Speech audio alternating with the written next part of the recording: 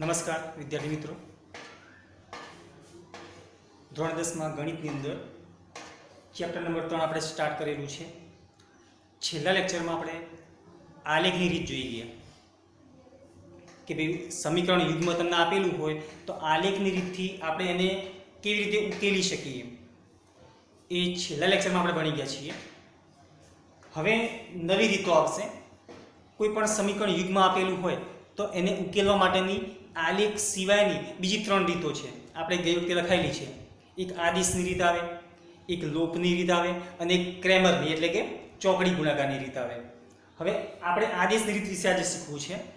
એ શીખીએ એ પહેલાં એક ટોપિક બીજો લઈ લઈએ આપણે કે સમીકરણ યુગ્મ તમને આપેલું હોય એમાં જે આગળના જે સહગુણકો છે એના ઉપર તમે કે નક્કી કરી શકો કે સમીકરણનો ઉકેલ કેવો મળશે. તો સહગુણકો વચ્ચેનો જે સંબંધ છે એનો આપણે અહીંયા એક ટોપિક લેવો છે. તો ટોપિક લખીશું, જો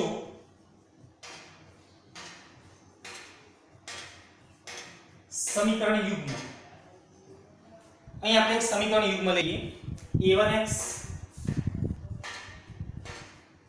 plus b1y plus c1 is equal to 0 અને એક બીજું સમીકરણ યુગ્મ લઈ લઈએ આપણે a2x plus b2y plus c2 is equal to 0. આ પ્રમાણે અહીંયા આપણી પાસે એક સમીકરણ યુગ્મ અહીં આપેલું છે. બંનેની કન્ડિશનો પણ છે. અહીંયા a1 square plus b1 square is not equal to 0. એટલે કે a1 અને b1 ની એક સાથે કિંમત 0 નથી. અને આના માટે પણ એક બીજું અહીંયા લઈ લઈએ. એની જે કન્ડિશન છે a2 square plus b2 square is not equal to 0. બરાબર. આ પ્રકારનું અહીં આપણને એક સમીકરણ યુગ્મ આપેલું છે. આ પ્રકારનું જો સમીકરણ યુગ્મ તમને આપેલું હોય તો એના જે સહગુણકો છે એનો સંબંધ કેવો હોઈ શકે અને એના પર તમે નક્કી કરી શકો કે સમીકરણનો ઉકેલ કેવો મળશે એ આપણે લખ્યું છે અહીંયા. તેમાં પહેલો છે નંબર 1. આના પરથી આપણે એક લખ્યું છે અહીંયા કે a1/a2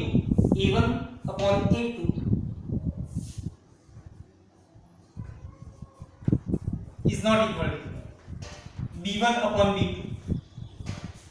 a1/a2 ની કિંમત b1/b2 ની જે કિંમત છે એના જેટલી ન હોય તો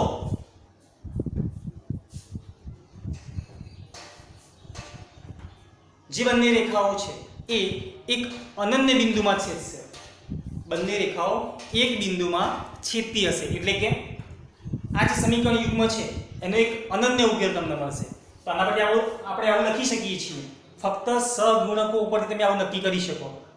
તો a1/a2 is not equal to b1/b2. તો બંને રેખાઓ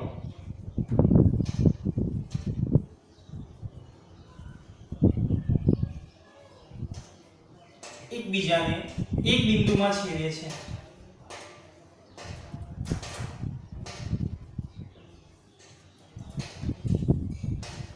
એટલે કે આ જે સમીકરણ યુગ્મ છે એનો તમને એક અનન્ય ઉકેલ મળશે. એટલે કે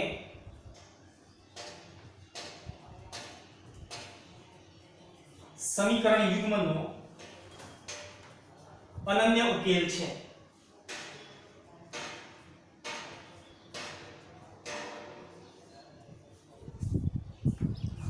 અને જો સમીકરણનો ઉકેલ તમને મળતો હોય તો આવા જે સમીકરણો છે એ સુસંગત સમીકરણો કહેવાય. નીચે આપણે લખી શકીએ તેમજ આ સમીકરણો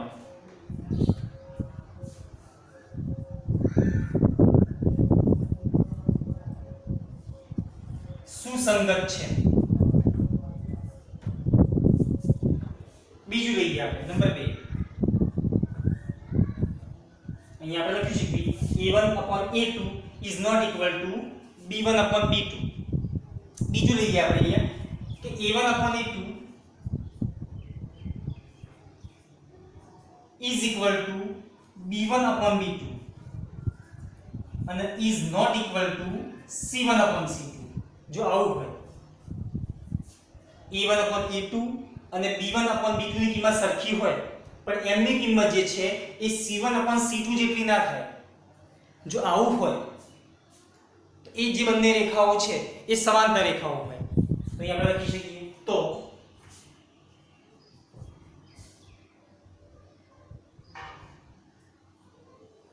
બંને રેખાઓ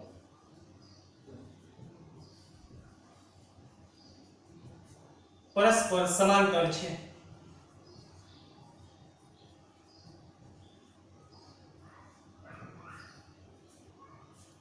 જો બંને રેખાઓ પરસ્પર સમાંતર હોય તો એનો ઉકેલ ગણ તમને phi મળશે એટલે કે સમીકરણનો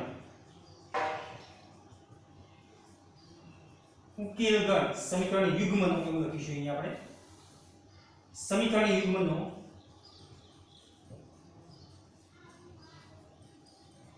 ઉકેલ ગણ phi છે કેટલો છે phi છે phi એટલે ખાલી ગણ તમને કોઈ ઉકેલ મળશે જ નહીં અને જો ઉકેલ ના મળતો હોય તો એવા જે સમીકરણો છે એ સુસંગત કહેવાય નહીં તેમજ આ સમીકરણો સુસંગત નથી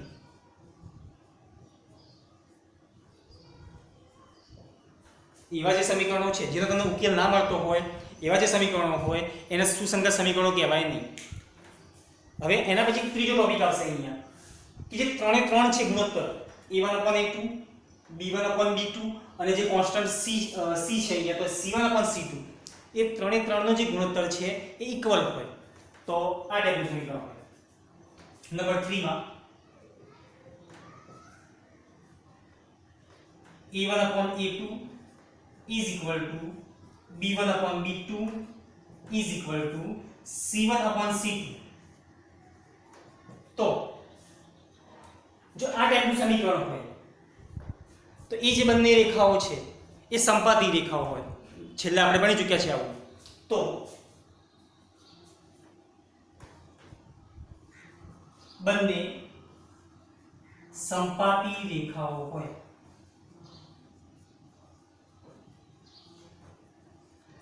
સંપાતી રેખાઓ એટલે એક રેખા ઉપર બીજી રેખા આવેલી હોય એક રેખા પર બીજી રેખા પથરાયેલી હોય અને જો આવું હોય તો એનો જે ઉકેલ ગણ છે એ તમને અનંત ગણ મળશે એટલે કે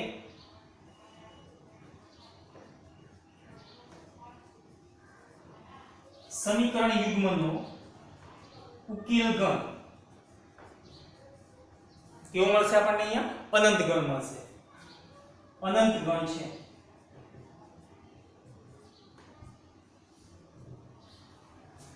અને સમીકરણનો અહીંયા ઉકેલ મળે છે તો સમીકરણો કેવા થઈ ગયા પછી સુસંગત પણ થઈ ગયા તેમજ આ સમીકરણો સુસંગત છે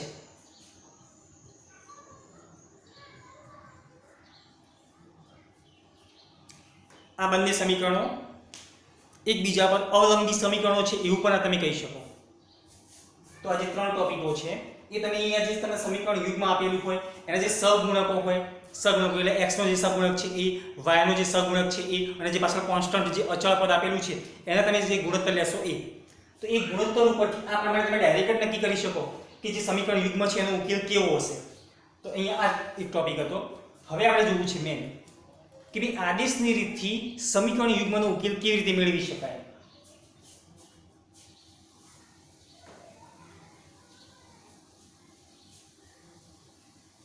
સમીકરણ યુગ્મને ઉકેલવાની આ જે ત્રણ ખાસ રીતો છે એક આદેશની રીત એક લોપની રીત અને બીજી ક્રેમરની એટલે કે ચોકડી ગુણાકારની રીત ત્રણમાંથી ગમે તે એક રીતનો એક એક્ઝામ્પલ બોર્ડની અંદર કમ્પલસરી આવે છે તો ત્રણે ત્રણ આ જે રીતો છે એ આપણે બહુ ખાસ ધ્યાન રાખીશું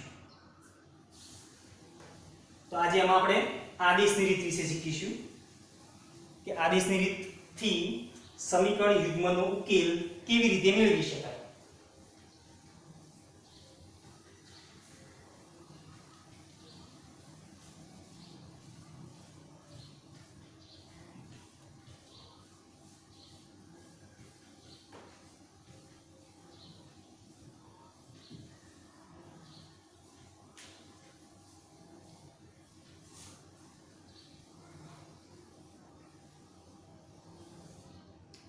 તો આ રીતથી ઉકેલ મેળવવા માટે અહીં આપણે એક એક્ઝામ્પલ લઈએ અને પછી સમજીએ કે આનો ઉકેલ કેવી રીતે આવે છે. પછી બાજુમાં આપણે એના નિયમો બનાવીશું. તો ધારો કે અહીંયા એક એક્ઝામ્પલ લખું છું.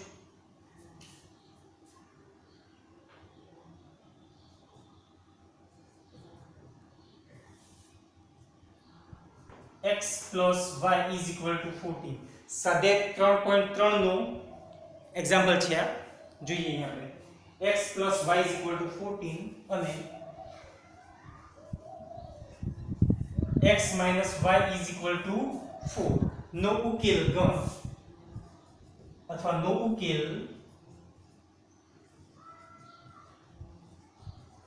આદેશની રીતથી મેળવો.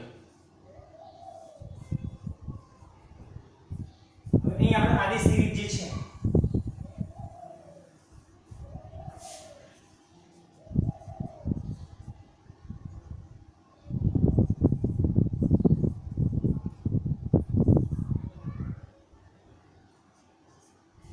આદેશની રીતના અહીં આપણે પોઈન્ટ લખીશું.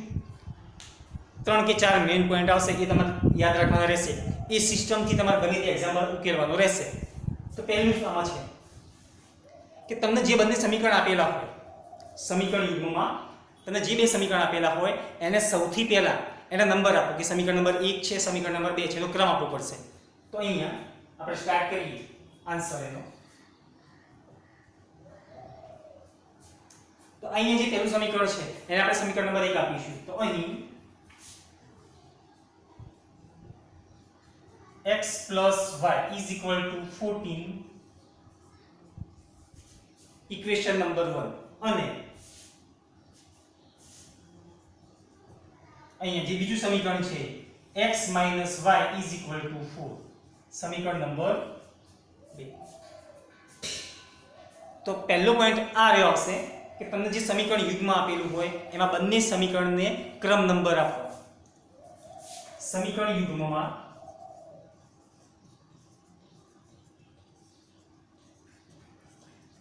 બંને સમીકરણોના ક્રમ નંબર આપો.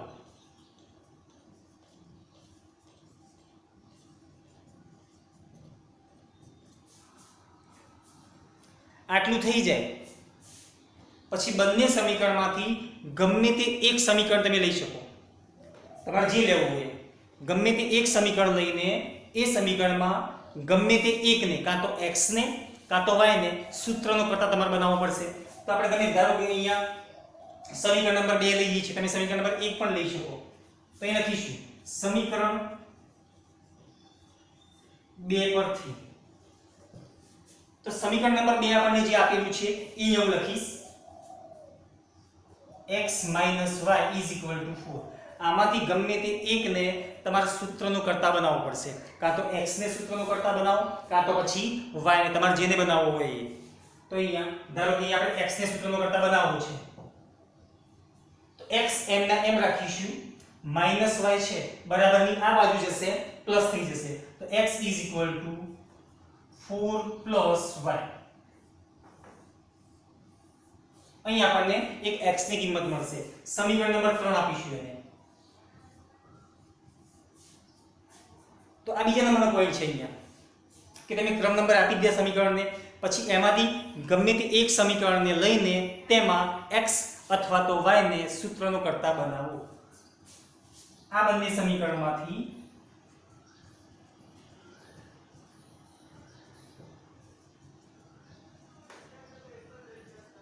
કોઈ પણ એક સમીકરણ લઈ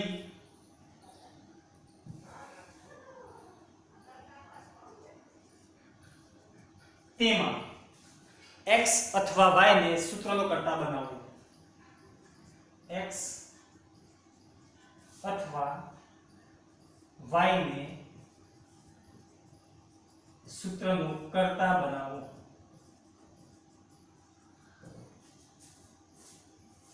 અને જે કિંમત આવે એને સમીકરણ નંબર શું આપીશું આપણે અહીંયા 3 આપીશું. અહીંયા ક્રમ નંબરમાં તમારે 1 અને 2 આવશે. એ જે સમીકરણ યુગ્મ આપેલું છે એમાં સમીકરણ નંબર 1 અને સમીકરણ નંબર 2 આવશે. અહીં તમે જે x કે y ને સૂત્રનો કરતા બનાવીને આ પ્રમાણે x કે y ની જે કિંમત મેળવેલી હશે એને સમીકરણ નંબર 3 આપીશું.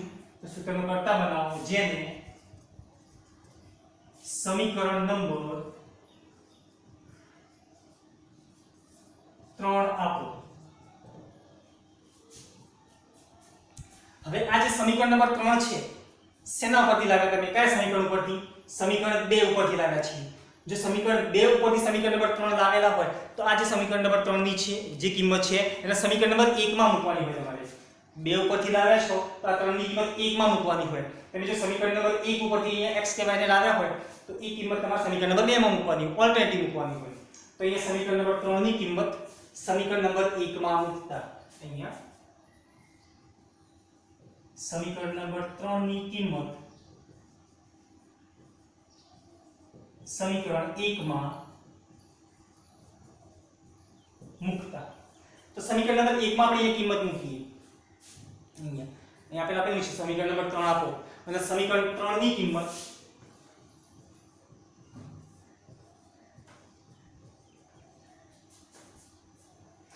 એક અથવા 2 અહીં લખીશું આપણે સમીકરણ 1 અથવા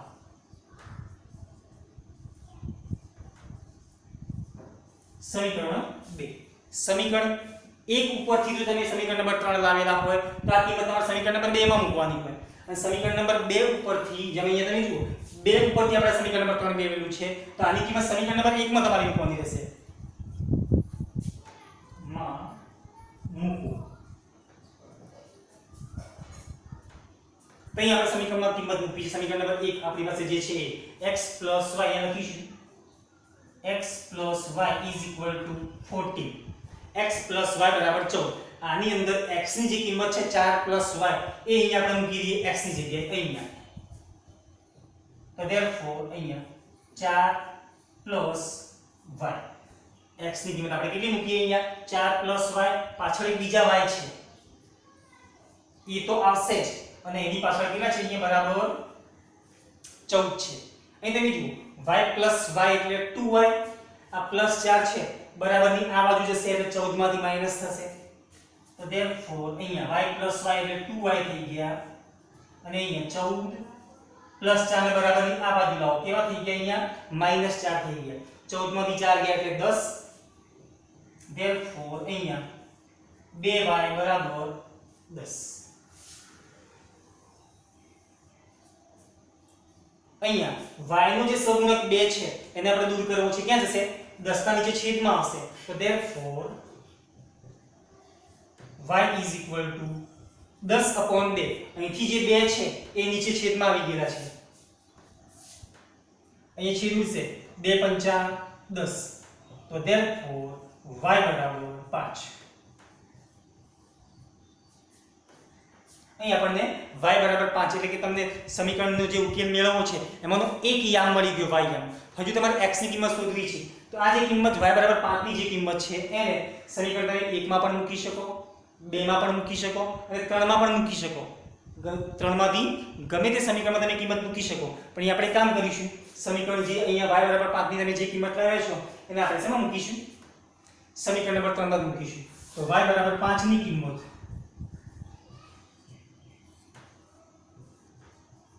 સમીકરણ નંબર 3 માં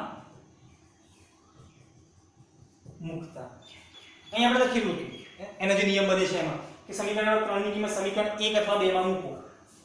1 અથવા 2 માં મૂકી એટલે આપણને કોઈ પણ એક યામ મળશે. સમીકરણ 2 માં મૂકો જેથી આપણને અથવા જેથી અહીં કોઈ પણ એક યામ x અથવા તો y. તમે જો સૂત્રનો કરતા x ને બનાવ્યો હશે તો એ તમને y ની કિંમત મળશે અને તમે જો અહીંયા સૂત્રનો કરતા y ને બનાવ્યો હશે તો તમને અહીંયા પહેલી x ની કિંમત મળી જશે. તો કોઈ પણ એક યામ x અથવા y મળશે. આવું કરશો એટલે આપણને શું મળશે? x અથવા y ની કોઈ પણ એક કિંમત મળી જશે. હવે સમજી લો કે તમને અહીંયા કોઈ પણ એક કિંમત મળે છે, સમજો કે x ની કિંમત મળી ગઈ તો તો એ જે x ની કિંમત છે એ સમીકરણ નંબર 3 માં પાછી તમે મૂકી શકો છો અહીંયા 1 માં પણ મૂકી શકો 2 માં પણ મૂકી શકો તો અહીંયા આપણે લખ્યું છે y બરાબર 5 ની કિંમત સમીકરણ નંબર 3 માં મૂકતા તો એ 5 ની કિંમત જે છે આપણે સમીકરણ નંબર 3 અહીંયા જે છે એમાં મૂકવું છે તો સૌથી પહેલા સમીકરણ નંબર 3 લખીશું કે અહીં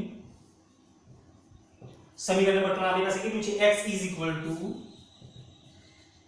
4 + y therefore x = 4 + y ની કિંમત તમે મેળવેલી છે અહીંયા 5 અહીંયા મૂકી દઈએ therefore x બરાબર કેટલા આવશે 9 આવશે તો બંને સમીકરણને આપણે ઉકેલીને x અને y ની કિંમતો મેળવેલી છે તો બીજા આપણે લખી શકીએ આમ સમીકરણ યુગ્મનો ઉકેલ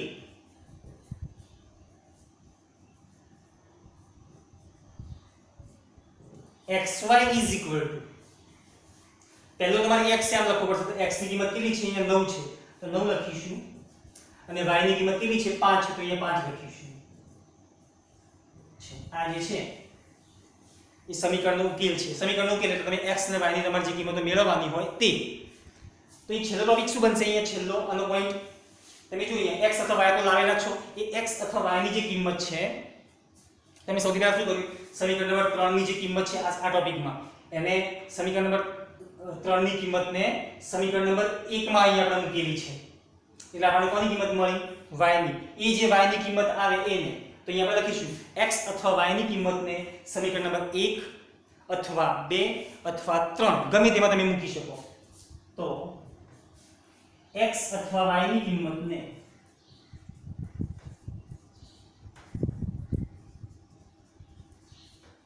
સમીકરણ 1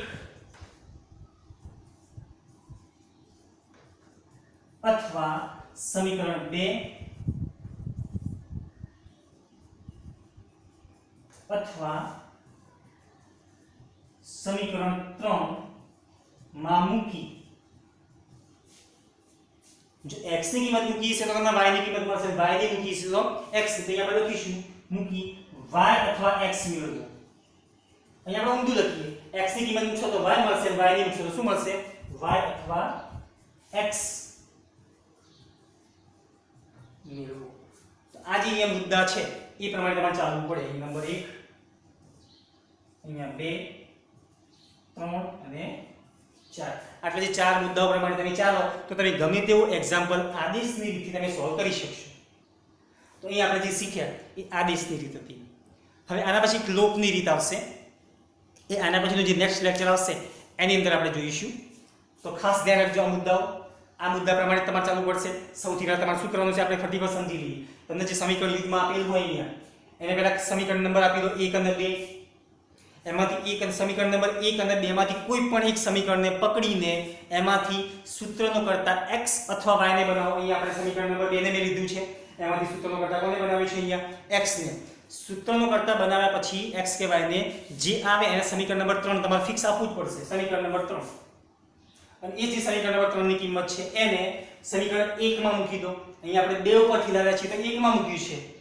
જો સમીકરણ 1 ઉપરથી લાવ્યા હોત તો સમીકરણને આ સમીકરણ નંબર 2 ની અંદર આપણે કિંમત મૂકત તો આ પ્રમાણે સમીકરણ નંબર 3 ની જે કિંમત છે એ સમીકરણ નંબર 1 માં મૂકી એટલે આપણને કોની કિંમત મળશે અહીંયા y ની મળશે અહીંયા તમે સૂત્રનો કરતા x ને બનાવ્યો છે તો અહીંયા y ની મળશે જો સૂત્રનો કરતા અહીંયા મેં સમજી લો કે y ને બનાવ્યો હોત તો મને અહીંયા x ની કિંમત મળે તો આ પ્રમાણે આપણને એક યામ મળી ગયું એની કિંમત એ જે એક યામ આવી ગયું પછી તમારે હજુ એક યામ શોધવાનો બાકી રહી ગયો સમજી લો કે y આવી ગયો તો હજુ તમારે x શોધવાનો છે તો એ x શોધવા માટે આ જે y બરાબર 5 ની જે કિંમત છે એને સમીકરણ 1 2 અથવા 3 ગમે તેમાં તમે મૂકી શકો તો આ પ્રમાણે y બરાબર 5 ની કિંમત મેં સમીકરણ નંબર 3 માં મૂકી સમીકરણ 1 માં પણ મુકાય સમીકરણ નંબર 2 માં પણ મુકાય તો આ પ્રમાણે અહીંયા આપણને એક બીજો યામ મળી ગયો x બરાબર 9 તો અહીંયા x બરાબર 9 અને y બરાબર જે 5 છે એ આ જે સમીકરણ યુગ્મ છે એનો એક ઉકેલ કહેવાય તો આ પ્રમાણે અહીંયા આદેશની રીત સોલ્વ કરી શકાય તો ખાસ મુદ્દાઓ ધ્યાન રાખજો આ પ્રમાણે તમારે ચાલવું પડશે હવે આના પછી જે લોપની રીત આવશે એ આના પછી જે નેક્સ્ટ લેક્ચર આવશે એની અંદર આપણે જોઈશું થેન્ક યુ